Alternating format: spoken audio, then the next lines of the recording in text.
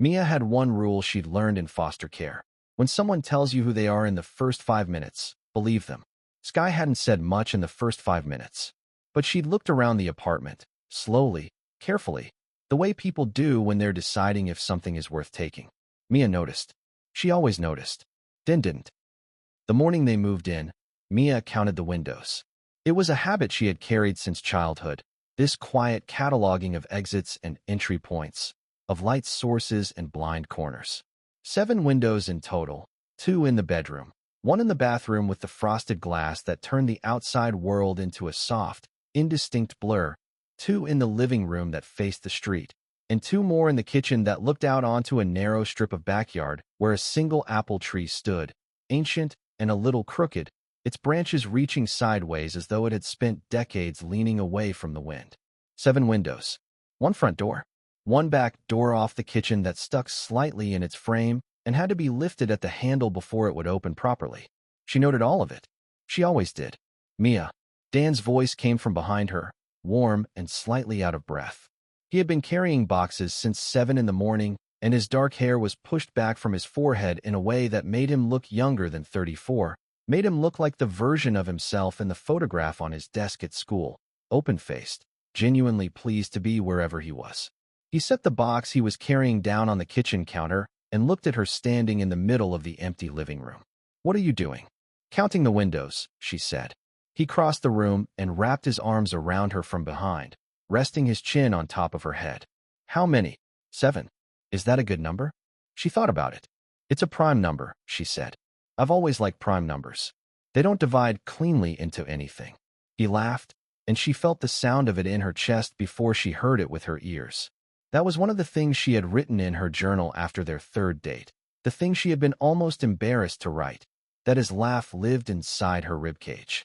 She had shown it to her therapist, Dr. Ewan, who had said, with characteristic directness, "That's a beautiful way to describe felt safety." And Mia had looked at the words again, felt safety, and thought, yes, that was exactly it. Not the absence of fear, which she wasn't sure she would ever fully achieve, but the presence of something that made the fear manageable, something warm and solid that she could press herself against. 7 is perfect, he said. "We'll put a plant in every one." They spent the rest of the day moving boxes, arguing cheerfully about where the couch should go. She wanted it facing the apple tree. He wanted it facing the television, and they compromised by angling it so that it faced neither completely and both partially, and eating Thai food on the floor because the table was still in the moving van. Dan told her about the unit he was planning for his 11th grade history class, something about the way ordinary people experienced extraordinary moments in history, not the generals and the politicians, but the bakers and the seamstresses and the schoolteachers who woke up one morning and found that the world had changed while they slept. Mia listened and ate her pad CEW and felt, in some quiet and almost frightened way, that she was happy. Not the sharp, anxious happiness of a good thing that you're already bracing to lose.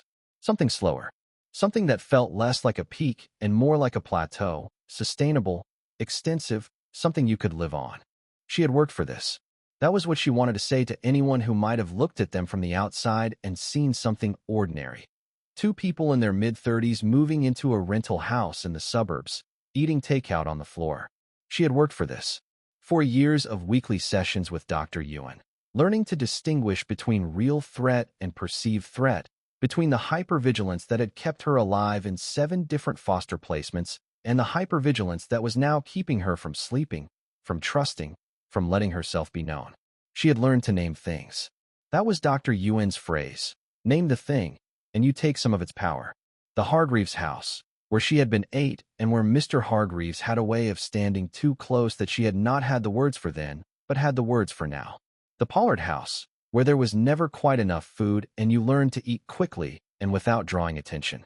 The Morrow house, which had been the worst not because anything dramatic had happened, but because nothing had. It had been simply cold, in all the ways a house could be cold, and she had been 13 and desperate to be loved, and instead been managed, efficiently, and without cruelty, like a problem someone had agreed to house temporarily. And then the Calhoun house, where she had met Skay. But she didn't think about Skay. She hadn't in years. Skay was the part of the story that came before the part where things got better, and Mia had learned to let the better part be louder. She put more pad CEW on her plate and asked Dan to tell her more about the bakers and the seamstresses, and he did, with the particular enthusiasm of a person who genuinely loves the thing they spend their days teaching. And outside the window the apple tree stood in the early evening light, and everything, for a little while, was exactly what it was supposed to be. The knock came on a Tuesday, 3 weeks later. Mia was in the small second bedroom that they had designated as her studio, working on a piece she had been thinking about for months, an abstract in deep ochre and charcoal that was, though she hadn't told Dan this yet, about the Pollard house, about hunger and the particular shade of gray that an overcast sky becomes when you're cold and haven't eaten since yesterday, and you're pressing your face against a window watching the neighbor's dog run in circles in the backyard because at least the dog seems happy. The painting wasn't sad, exactly. Or rather, it was sad the way that memory can be sad when you've made some peace with it. A sadness that has weight and texture, but isn't crushing. She heard the knock from her studio and didn't move, because Dan was home and Dan would get it. And because she had learned not to be the first one to the door. Old habit. In the Hargreaves house, being the first one to the door was never good. She heard Dan's footsteps in the hallway, the small hesitation that meant he was looking through the peephole, and then the sound of the door opening. Then silence. Then Dan's voice, uncertain in a way it rarely was. "Can I help you?" And then a voice she had not heard in 16 years, and which she recognized instantly. The way you recognize a smell from childhood. Not gradually, not with effort, but all at once, complete and total. "I'm looking for Mia. I think she lives here. I'm sorry, I know this is, I'm sorry. My name is Skay. I'm an old friend." Mia set down her brush. She sat very still for a moment, the way she had learned to sit still when something was happening that she needed to understand before she reacted to it. Name the thing. The thing was, Skay Delacroix was at her front door. Skay, who had been 15 to her 14 when they'd been placed together in the Calhoun house. Skay, who had been beautiful and terrifying in equal measure, who had known exactly how to get what she wanted from the Calhouns and had never shared the knowledge. Skay, who had told lies with the serene confidence of someone who had simply decided that truth was a tool for people who didn't know any better. She heard Dan say, gently, "Why don't you come in?" She closed her eyes, opened them, looked at the painting, the gray and ochre hunger of the Pollard house, and thought, all right then, let's see what this is. When she came into the hallway, she almost didn't recognize her. Skay had been a striking teenager, tall, with the kind of bone structure that makes people look at you twice, with dark eyes that missed nothing and a way of carrying herself that suggested she believed, with absolute conviction, that any room she entered had been waiting for her. The woman in Mia's hallway still had the bone structure. She still had the dark eyes. But everything else had been stripped back. She was thin in a way that looked recent and involuntary, wearing a gray hoodie that was slightly too large for her, and she was holding a baby. An infant, maybe 4 or 5 months old, wrapped in a pale yellow blanket and sleeping against her shoulder with the perfect unconscious trust of the very small. And she had a bruise on her left cheekbone, purple and green at the edges, the kind that was maybe 5 or 6 days old. "Mia," Skay said. Her voice cracked on the word in a way that seemed genuine. I didn't know where else to go. Behind her, Dan was looking at Mia with an expression that was already half decided. He had been raised by 2 teachers in a house where helping people was not an option among several, but a reflex, practically involuntary. And Mia could see that he had already processed the baby and the bruise and arrived at a conclusion before anyone had said anything further. She could see the conclusion in the set of his shoulders. It looked like, "Of course she can stay. Let's sit down," Mia said, because she needed more information before she could say anything else, and because buying time had always been a form of survival. They sat in the living room, Dan and Mia on the angled couch, Skay in the armchair that they'd inherited from Dan's mother, and Skay told her story. She'd been in a relationship for 2 years with a man named Curtis, who had seemed fine, and then seemed not fine, and then had become, gradually, and then suddenly, someone who put his hands on her. The baby, his name was Theo, short for Theodore, and he was 4 months old, was Curtis's, though Curtis had made it clear from the beginning of the pregnancy that fatherhood was not something he had signed up for. She'd left 2 weeks ago. She'd been staying with a friend in the city, but the friend's lease situation had become complicated and Skay had nowhere to go, and she'd remembered Mia. She'd always remembered Mia, and she'd found the address through a mutual acquaintance, and she was so sorry to just show up like this. She knew it was a lot to ask. She just needed a few days to figure out her next step. She told it quietly and without drama, which was, Mia thought, very clever. Skay had always understood that the underplayed thing lands harder than the overplayed one. When she was done, Dan leaned forward and said, "Of course you can stay. We have the spare room." He looked at Mia. "Right." Mia looked at Skay, who was looking at the baby in her arms with an expression of soft exhaustion that was either entirely genuine or entirely performed, and which Mia could not, from this angle, determine. "Right," Mia said. "Just a few days." That night, lying in the dark beside Dan, she stared at the ceiling and listened to the unfamiliar sounds of someone else in the house. The creak of the spare bed, the soft complaint of the bathroom pipes when Skay ran the tap, and thought about the Calhoun house. About the specific way Skay had looked at you when she wanted something from you. There had been a quality to it, a studied attentiveness, like a naturalist observing an animal to understand its patterns. She thought about the way the Calhouns had adored Skay, how Mrs. Calhoun had always given Skay the bigger portion, the newer jacket, the warmer corner of the couch, and the way Skay had accepted all of it with a gracious smile and never questioned it, never shared, never seemed to see anything wrong with the distribution. She thought, "I am probably being unfair. People change. 16 years is a long time. She is holding a 4-month-old baby, and she has a bruise on her face, and she needed help, and we have a spare room." She thought, "I hope I am being unfair." She turned over and pressed her face against the side of Dan's neck and felt his arm come around her in his sleep, automatic, and she let herself be held, and eventually she slept. The first week, Skay was perfect.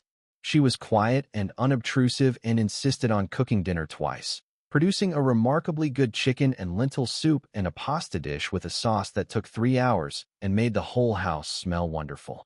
She tidied up after herself with a thoroughness that was almost aggressive, as she offered to help with dishes, with groceries, with anything that needed doing, and when they said no, she accepted the no gracefully and retreated without sulking. She was soft-spoken with Theo, who was, objectively, a very good baby, sleeping for long stretches, rarely crying, regarding the world with the wide, wondering expression of the newly arrived. Dan was, plainly, charmed. He had a way with the baby, some people do, and he was one of them, holding Theo with the easy competence of someone who had grown up around his sister's children, making faces that made Theo's face contort into something that might have been a smile if he'd been old enough to smile. And Skay watched this with an expression of warm gratitude that she directed at Dan while Mia was in the room, and which dissolved, when Mia happened to catch her eye across Dan's shoulder, into something more neutral, something watchful. The first thing that happened was small. Mia was working in her studio on a Tuesday morning. Dan was at school. Skay had taken Theo for a walk, and she went to reach for her good brushes, the ones she'd bought at the art supply store in the city, the Kolinsky Sable fan brushes that had cost more than she liked to admit, and they weren't where she'd left them. She looked in every drawer, every jar, every shelf. They weren't there. She found them, eventually, in the kitchen, on the counter beside the sink, bristles down in a ceramic mug. They hadn't been damaged, the bristles were intact, but they'd been moved for no reason she could identify, and the bristles down position was the one thing you absolutely did not do with good brushes, the thing that bent and split the bristles over time. She mentioned it to Skay when she came back from the walk, mentioned it carefully, without accusation. Said she'd found her brushes in the kitchen. Did Skay know how they'd gotten there? Skay's face opened into confusion and distress. "Oh God, that was me. I'm so sorry. Theo was fussing and I was walking around the house trying to settle him and I must have picked them up without thinking. I didn't realize they were important. I'm so sorry, Mia. Did I damage them?" "No," Mia said. "They're fine. For future reference, brushes like that should be stored bristle up." "Of course. I'm so sorry." She shifted Theo on her hip. "I feel terrible." "It's fine," Mia said. And it was fine. It was an accident. Skay had been walking a fussy baby around the house and picked up something without thinking. It was fine. The second thing was the door. Their back door, the one that had to be lifted at the handle, had a particular habit, or rather, the combination of the swelling wood and the specific angle required meant that if you pushed it shut without lifting the handle, it appeared closed, but wasn't fully latched, and Mia had learned early on to double-check it at night because of this. Because a door that looked closed but wasn't was something she was constitutionally incapable of sleeping near. She had asked Dan about it. She had mentioned it to Skay. She thought she had been clear. She came downstairs on a Thursday night at 11 to get a glass of water and found the back door standing open. Not wide open, just slightly, maybe 3 inches, but open. The night air coming in cool and dark through the gap. She stood in the kitchen in the dark and looked at the open door and felt, in the soles of her feet first, and then traveling upward, the old familiar voltage of a body that has learned to read thread in doorways. She closed the door, lifted the handle, heard the click of the latch engaging properly. She told herself it was an accident. She told herself anyone could forget. She did not entirely succeed. The thing about gaslighting, Mia knew from the years she had spent with Dr. Ewan picking apart the architecture of her own experience, is that it works precisely because each individual incident is too small to point to. You look at the brushes and the door and the way Skay had said, one evening over dinner. It's funny, Mia, you seem, I don't know how to put this, you seem different from how I remembered you. With a small, concerned smile directed at Dan while she said it. And any one of those things in isolation is nothing. The brushes were an accident. The door was an oversight. The comment was, on its surface, complimentary. Skay had followed it up by saying she had meant different in a good way. Mia seemed more settled. But it had planted something. It had taken an invisible thing, the texture of Dan's perception of Mia, the quiet ongoing calibration of who she was in his eyes, and introduced a new variable. A before and an after. A Mia that Skay had known and a Mia that now existed, and an implied gap between the two that Dan didn't have access to. The comment, Mia realized later, had done 2 things simultaneously. It had presented Skay as someone with superior knowledge of Mia's inner life, and it had made Dan curious about what that knowledge contained. You couldn't point to it. You couldn't say, she is building a picture of me in your mind that I cannot see and therefore cannot correct. You could only watch it happen. She watched it happen. Skay mentioned that the 2 of you had a rough time at that placement. Dan said one evening, coming into the studio while Mia was cleaning her brushes. He was using the careful, measured voice he used with students who were upset, not condescending, genuinely trying to be kind.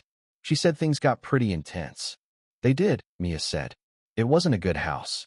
She said you 2 kind of protected each other. Mia paused in her cleaning, looked at the brush in her hand. Did she? She said it was the only way either of you got through it. He sat down on the edge of her work table. I didn't really know how bad some of those placements were, Mia. I mean, I knew. But hearing someone else talk about it. What specifically did she tell you? He hesitated, just slightly. Just that it was difficult. That there were some incidents she wasn't comfortable going into detail about. Incidents. Mia set the brush down. Did she say what kind of incidents? She said some of it wasn't really her story to tell. He reached out and touched her hand. I'm not asking you to explain anything. I want you to know that I know it was hard. And that it doesn't change anything. It doesn't change anything. He had said that, and he had meant it sincerely. She was certain of it. But the fact that he had felt the need to say it meant that something, somewhere, had suggested to him that it might. That there was something to change. She looked at him and saw, behind the genuine love on his face, the very first grain of something else. Not doubt, not yet, but the precondition of doubt. The cleared ground. The receptive soil. She said, I appreciate that. And she did. And she also felt, for the first time since Skay had knocked on their door, genuinely afraid. A week later, the necklace went missing. It was a small thing. A silver chain with a single freshwater pearl pendant. The kind of thing that doesn't photograph particularly well and wouldn't mean anything to anyone who didn't know its history. Dan had given it to her on the 6-month anniversary of their first date. In the particular low-key way he gave gifts, he'd put it in a small paper bag on her desk and pretended not to be watching when she found it. And when she turned around with the chain in her hands, he'd been very busy examining his coffee mug. She wore it often, not every day, but often, and she kept it on the nightstand when she wasn't wearing it. It wasn't on the nightstand. She looked through the bedroom methodically, moving through it in the careful grid pattern she'd developed for exactly this kind of search, scanning each surface in sections, checking inside things rather than under them first, working outward from the point of last known location. She checked the bathroom. She checked the studio, which the necklace had never been in. She didn't find it. She asked Skye, keeping her voice neutral, if she'd seen it. Skye's face did the thing, the confusion and distress, and she said no, of course not. And then, with a small addition that was almost casual, "Is it the pearl one? I've noticed you wearing it. It's really pretty. I hope it turns up." It turned up 2 days later. In the kitchen drawer, the junk drawer, the one that held takeout menus and spare batteries, and the instruction manual for the smoke alarm that nobody ever needed. She found it while she was looking for a rubber band, and she stood with the chain pulled in her palm and felt something cold and very clean, like water from a deep source, moving through her. She didn't mention it to Dan. She was measuring things now. She was being careful, because she had understood, in the week since the conversation in the studio, the conversation about incidents and things that weren't Skye's story to tell, that she was operating at a disadvantage. She was operating in a story that had already been written around her, that was being written around her in real time, and in which she was not the narrator. She needed more information before she could speak. She needed facts that couldn't be reframed. What she had instead, currently, was a growing collection of small things that she could not conclusively attribute to anything. Brushes moved. A door left open. A necklace in a junk drawer. Comments made in her absence that came back to her modified, smoothed, their edges rounded off. The specific texture of the way Dan sometimes looked at her now, still loving, still fundamentally hers, but with a new quality of attention that was almost clinical, as though he were monitoring something. She thought about what Skye was doing with the space she took up.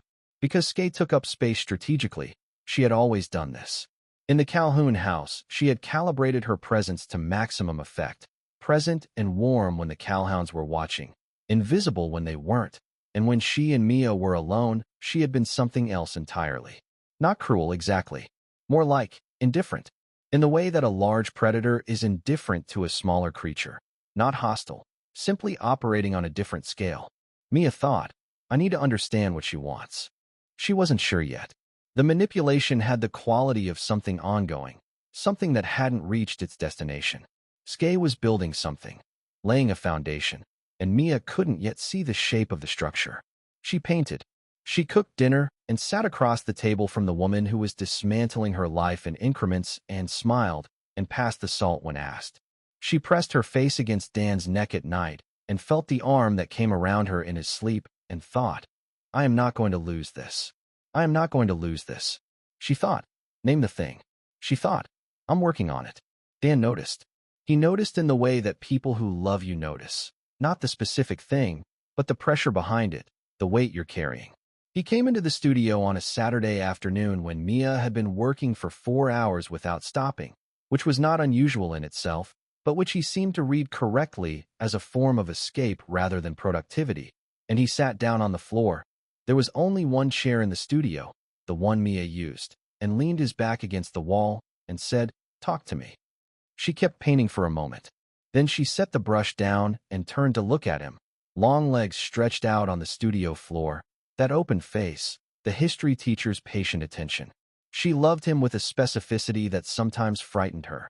Not the idea of him, but the exact version of him. This person, the slight unevenness of his front teeth, and the way he taught with his whole body, and the fact that he cried every single time he watched the ending of a particular documentary about a school in rural Kentucky and had apologized for it once, only once, after which she had told him firmly not to apologize again. I'm worried about Skye, she said. And that was true. It was the most neutral version of the truth. He nodded slowly. I know she's been a lot. It's not. The practical stuff, I don't mind the practical stuff. She turned back to the painting. It's more that I don't. I have a history with her, Dan. A complicated history. And I'm not sure I understand what she needs from us. She needs a safe place to stay while she figures out her next move. That's what she says she needs. A beat. She felt him notice the weight of that. What do you think she needs? She chose her next words carefully, the way you choose footing on uncertain ground. I think Skye is someone who has always been very good at getting what she wants. And I think she's very good at making the people around her feel like helping her is the most important thing they could do. She paused. I don't think she's necessarily lying about Curtis. But I don't think she's telling us everything, either. Dan was quiet for a moment. Then, she's living with us with a baby, Mia. She's got a bruise on her face. I know. I'm not saying your concerns aren't valid. But what's the alternative? We ask her to leave. She looked at him. I'm not asking you to do anything right now. I'm just telling you what I'm feeling. He nodded, looked at the painting on the easel, the ochre and charcoal one, which she was still working on, which now had a new element in the lower right corner that she hadn't planned. A vertical rectangle, the precise proportions of a door left 3 inches open. I hear you, he said. I want to make sure we're giving her a fair chance.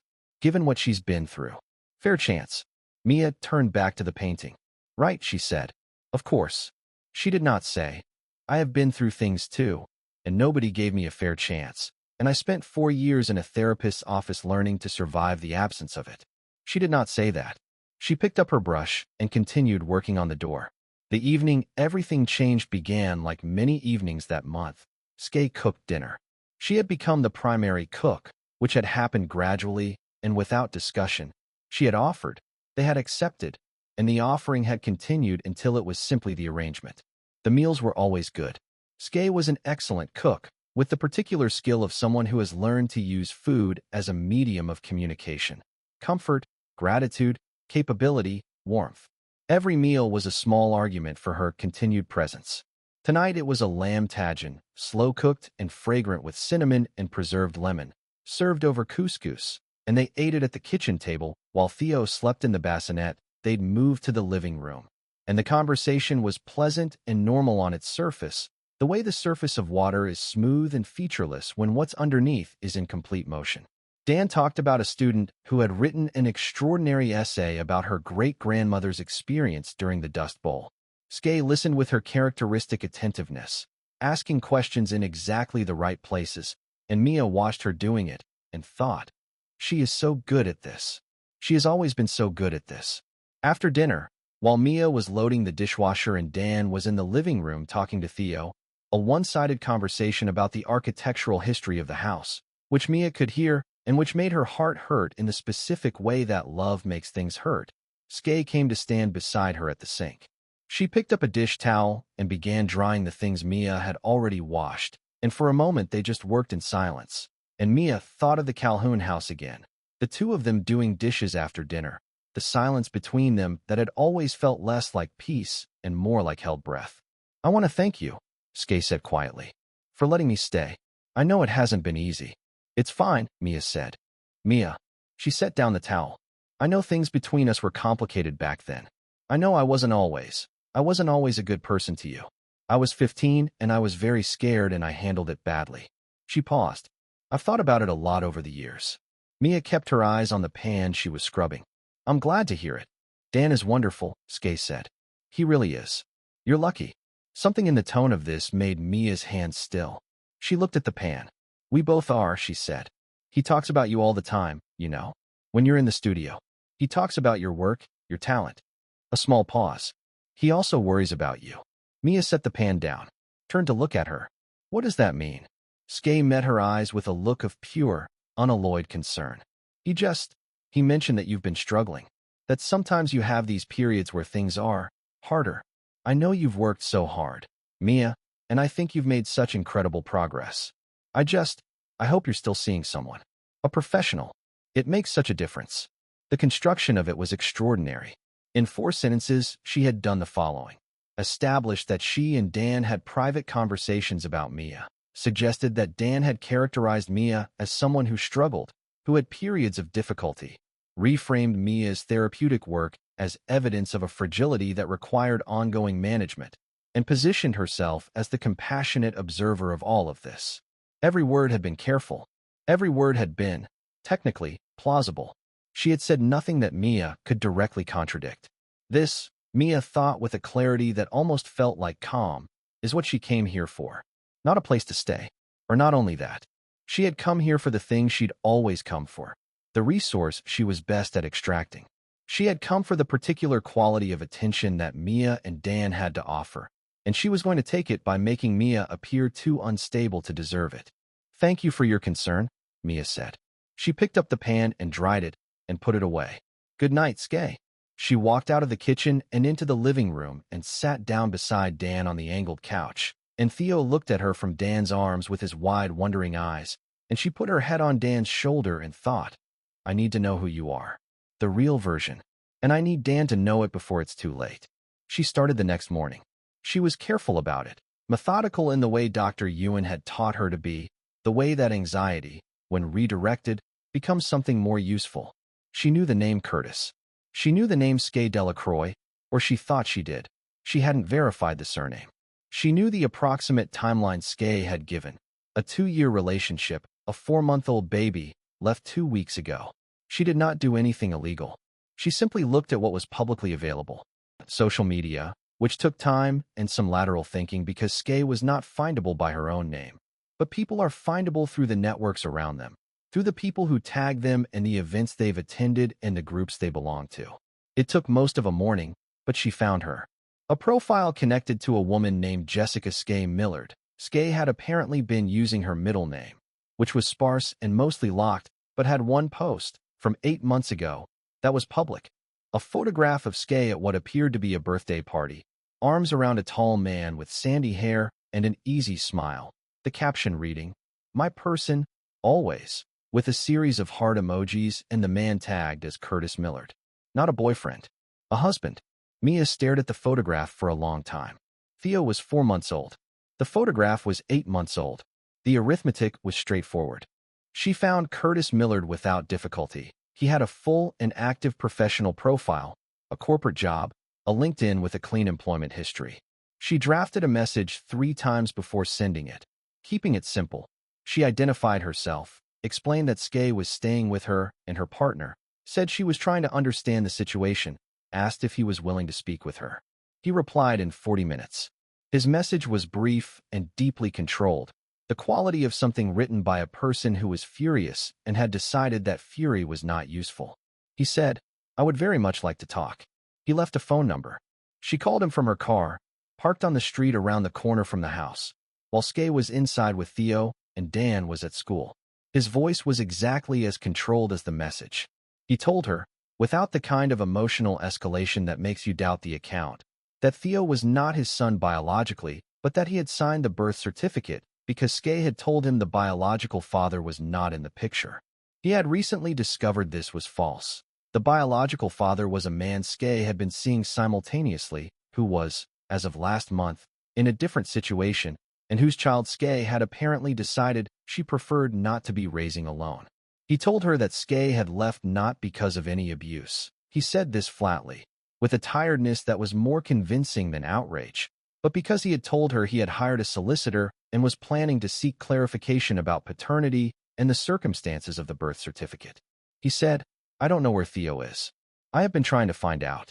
I have not been able to tell if this constitutes a legal issue yet, which is why I haven't gone to the police, but I am very close to doing so." Mia sat in her car and looked at the steering wheel. "The bruise," she said. "On her cheek." "I don't know where she got a bruise," Curtis said. "I haven't touched her. I wouldn't." A pause. "She's done something like this before. With other people. I found out afterward, when I was trying to understand, there was a couple in Bristol. She stayed with them for 3 months. They had to get a court order." He paused again. "I'm sorry she's with you. I'm genuinely sorry." After she hung up, she sat in the car for a while longer. The morning was gray and still, the kind of English weather that makes everything look like a photograph of itself, two-dimensional and unconvincing. She thought about Skye at 15, in the Calhoun house, watching. She thought about the way she had calibrated herself to the Calhoun's weaknesses with the patient precision of a locksmith. She thought, this is what she learned to survive. And then she thought, the fact that this is what she learned does not mean I have to let her use it on me. She drove home. She came through the front door, and Skye was in the living room with Theo, and Skye looked up when she came in, and something moved behind her eyes. A small recalibration, too quick to name. And then she smiled and said, "Hey, you were gone a while. Everything okay?" "Yes," Mia said. "Everything's fine." "Is Dan home?" "Not yet. His last period runs until 4:30. "Right." Mia put her keys on the hook and shrugged off her coat, and went into the kitchen to make tea.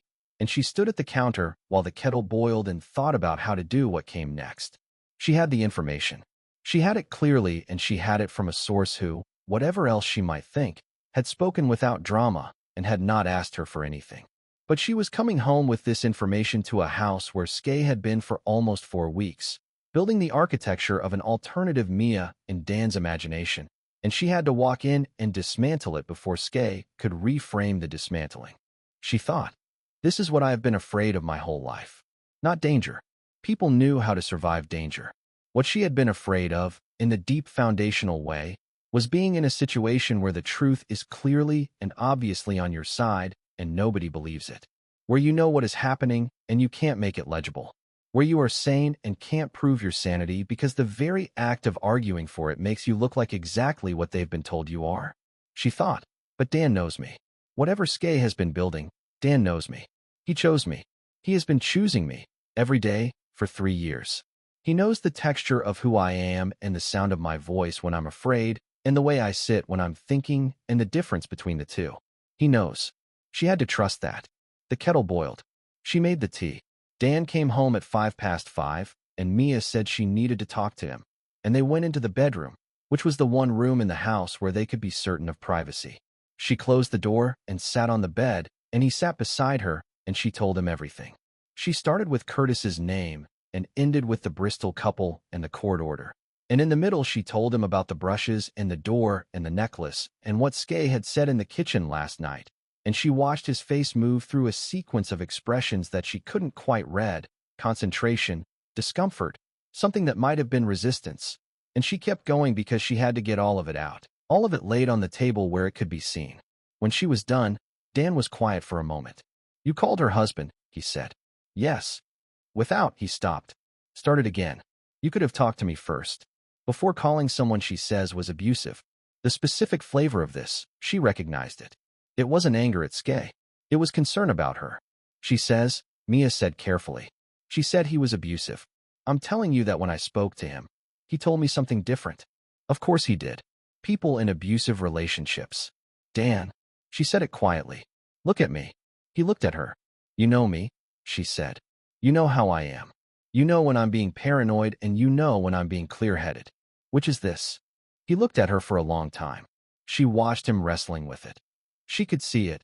The scaffolding Skay had been building against the bedrock of what he actually knew, and the bedrock holding, and the scaffolding straining. He said, the necklace. You said it ended up in the junk drawer. Yes. That could have been. It could have been a lot of things, she said. Any individual thing could have been anything. But when you put them all together, Dan, please just put them all together. Another long silence. Through the bedroom door, she could hear the faint sounds of Skay in the kitchen, running water, the small domestic percussion of someone preparing a meal, and the soft occasional voice of Theo from the living room, and the ordinary sounds of the house that Skay had been occupying, gradually, the way water fills the shape of whatever contains it. I need to think, Dan said. I know. This is a lot. I know. She put her hand over his. Take the time you need. I'm not going anywhere. But Skay moved first. Mia had underestimated the quality of Skay's awareness, the finely calibrated internal alarm of someone who has spent a lifetime reading shifts in the emotional weather of the people around them. She had come home and her face had been different, and Skay had seen it. And Skay had been thinking since then, and whatever she had been thinking had led her to this. When Dan came downstairs after leaving Mia alone in the bedroom for 45 minutes, he found Skay in the living room, sitting on the floor with Theo in her lap, and she was crying. Not the performance of crying. And this was the thing that had always made Skay so effective, it was impossible to be certain. Her eyes were red and her face was blotched, and she was making the effortful not sound of someone who is trying to cry quietly, and Theo was sitting in her lap and patting her knee with one small fat hand. And the image was specific and domestic and tremendously affecting. Dan stopped at the bottom of the stairs. Skay, he said. What happened? Skay looked up and then, deliberately, looked toward the ceiling for a moment, composing herself. I'm sorry, she said. I'm so sorry. I shouldn't. This isn't your problem. She wiped her face with the back of her hand. Mia came in today, and she was, I don't know. She seemed really upset, and she said some things that were a little frightening. And I know she has a history.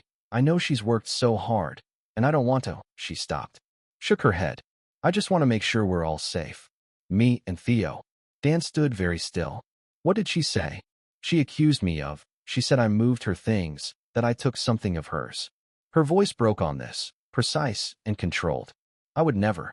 I understand why she might think that, given what she's been through. I know paranoia can be. I know it's a symptom, and I'm not angry with her. I just, Dan, she grabbed my arm. He said nothing for a moment. She grabbed my arm, Skay said. And her face was, I don't know how to describe it. I was scared.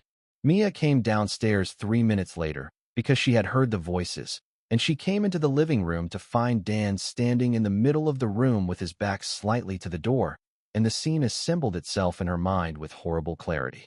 She stood in the doorway and looked at Skay on the floor with Theo and the blotched face, and at the specific set of Dan's shoulders, and she understood immediately what she was looking at.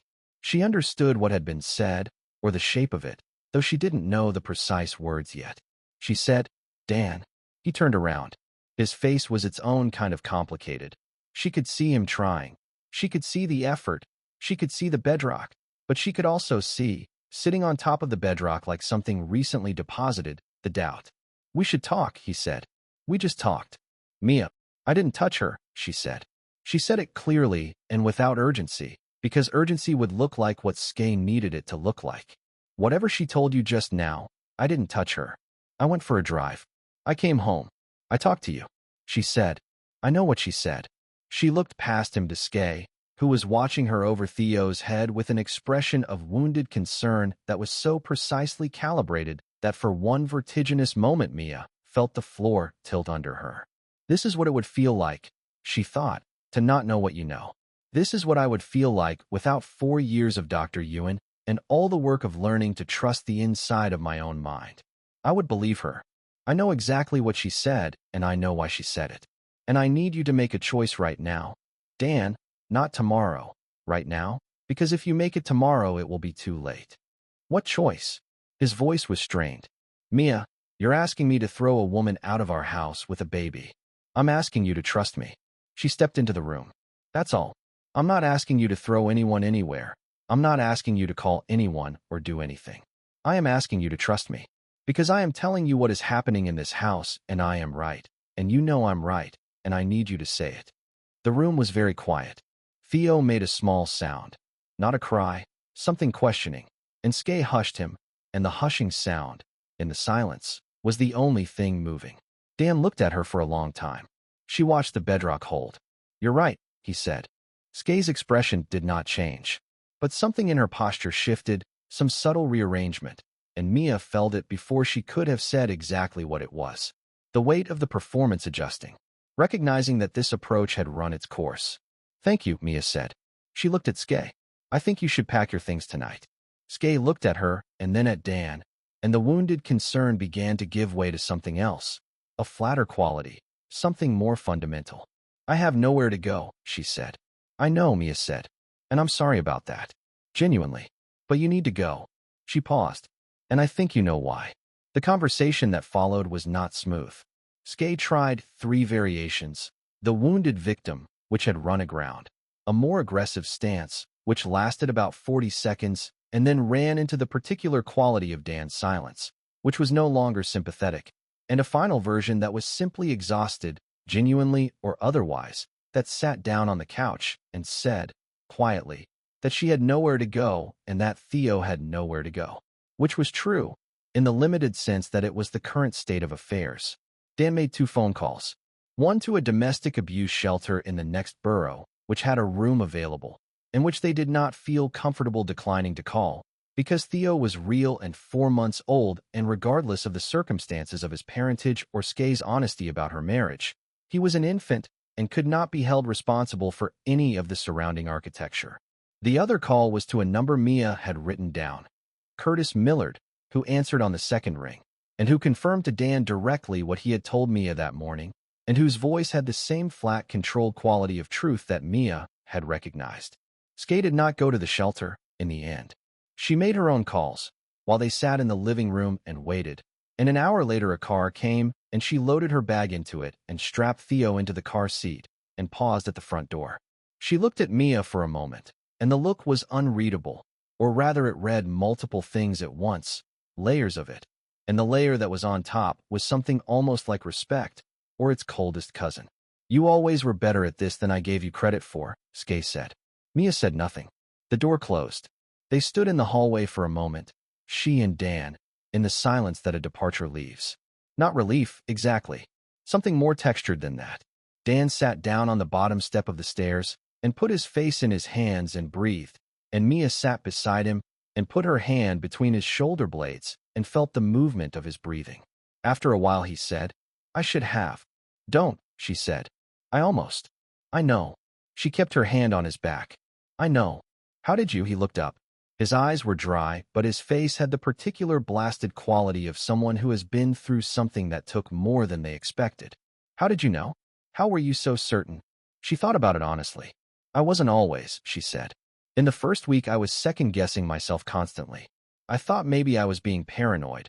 I thought maybe I was reacting to old history instead of what was actually happening." She looked at her hands. "But Dr. Ewan always says, if you've done the work, you know the difference between the past talking and the present talking. It just takes time to hear it clearly." He nodded slowly. "I'm sorry," he said. "For the moment when I know," she said. "I know what that moment was." It wasn't. She searched for the right word. It wasn't a failing. She's very good at what she does. And she'd had weeks to prepare, and I had about 4 minutes. She looked at him. "But you chose me. In the end, you chose me." He looked at her, and something in his face shifted into something that was not exactly the way he had looked at her before all of this began, and was not worse, just more specific, more fully acquainted with the particular weight of her and the particular weight of choosing her.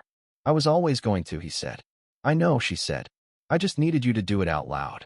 They sat on the stairs for a while longer, and then they went into the kitchen and made tea, because that is what people do when they don't know what else to do. And they stood at the counter and drank it, and looked out the window at the apple tree in the dark, just visible against the less dark sky, its crooked branches reaching sideways into the nothing. "She called," Dan said, 3 days later. He held the phone out and showed her the screen. The number was Skay's, a call that had come while he was at school, unanswered. "I didn't pick up." "Okay," Mia said. She left a voicemail. "What did it say?" He paused. "I didn't listen to it." He looked at the phone and then put it face down on the table. "I figured. I didn't think it was going to be anything that would help." She looked at him. "That was smart. I deleted it." She nodded. There was something in this that needed no addition. She picked up her tea and he picked up his, and they sat at the kitchen table where they had eaten Skay's lamb tagine and all the other meals. And outside the kitchen window the apple tree was doing its thing in the late autumn wind, leaning without falling, the way trees learn to do when they've been leaning long enough. The repairing of trust does not happen in a single conversation or a single evening on the stairs. Mia knew this from Dr. Ewan, and she knew it from her own experience, from every relationship she'd had to rebuild piece by piece after the damage of early life. It happens in increments, in the accumulation of small, ordinary moments that collectively add up to, "You are still here, and so am I, and we are still choosing it." It happened in the way Dan started asking her, with a new attentiveness that wasn't the same as the monitored quality she'd noticed during Skay's stay, but was something more genuine, checking in, genuinely listening for the answer, not filling the silence with his own interpretation. It happened in the way Mia started telling him things that were easier not to tell, the small daily texture of her inner life that she had learned, in the years of foster care, to keep private. She told him about the window counting. He said, "You count the windows." She said, "Yes, every new place." He said, after a pause, "How many in the school?" She said, 14. "I counted them on your open house night." He said nothing for a moment, and then he said, "I'm going to count them too, now." And something in this, the fact that he was going to carry the knowledge of windows with him, that it had become part of the map of things he knew about her and was tending, eased something in her that had been tight for a long time. She finished the ochre and charcoal painting. In the lower right corner, the door was still there, 3 inches open, the dark beyond it suggesting nothing in particular. But she added something she hadn't originally planned. In the crack of light at the top of the door, just barely visible, a hand on the frame. Not pushing or pulling, just resting there. Present. She showed it to Dan, and he stood in front of it for a long time. And then he said, "Who is that?" In the door. "I don't know yet," she said. He nodded like that was a reasonable answer, because it was. Dr. Ewan, when Mia told her about Skay, said, "That sounds exhausting." And then, "How are you?" And Mia said, "I'm okay. I actually think I'm okay." And Dr. Ewan said, "What does that feel like?" And Mia thought about it and said, "Like the work is paying off. Like the thing I built is holding weight. Dr. Ewan was quiet for a moment, and then she said, "That's what the work is for." There was a night, maybe a month after Skay left, when Mia woke up at 3 in the morning from a dream she couldn't remember clearly.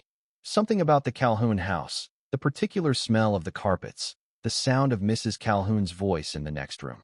She lay in the dark and felt the old electricity move through her, the voltage of a body that learned its threat responses in small rooms and has never entirely forgotten them.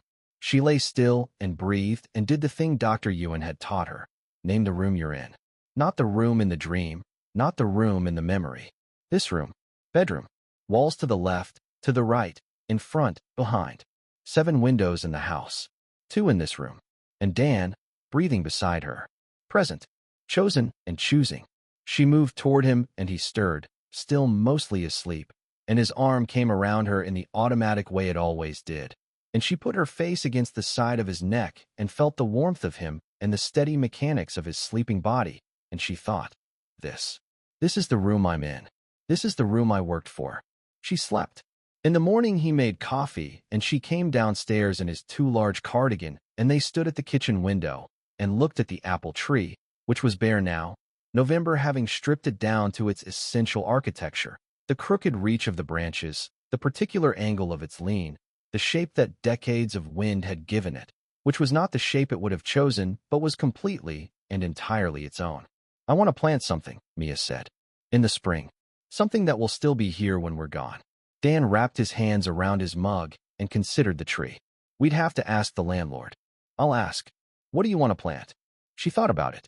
She thought about permanence and root systems and the way that living things accommodate themselves to the specific conditions of the place they grow in, becoming neither the perfect version of themselves nor a ruined one, but the actual version, shaped by wind and root room and the particular quality of the light at that latitude and the way the rain falls at that longitude. Particular. Irreplaceable. Something old, she said. Something that takes a long time. He reached over without looking at her and put his hand over hers, the way he did, the way she had written in her journal after their 3rd date, that his laugh lived inside her ribcage. It was still true. It was more true. It was the kind of true that has been tested and remains. The apple tree stood in the gray morning light. Mia counted the windows, 7, all present, all correctly closed, all admitting the exact right amount of the world. She thought, "This is the room I'm in." She held it.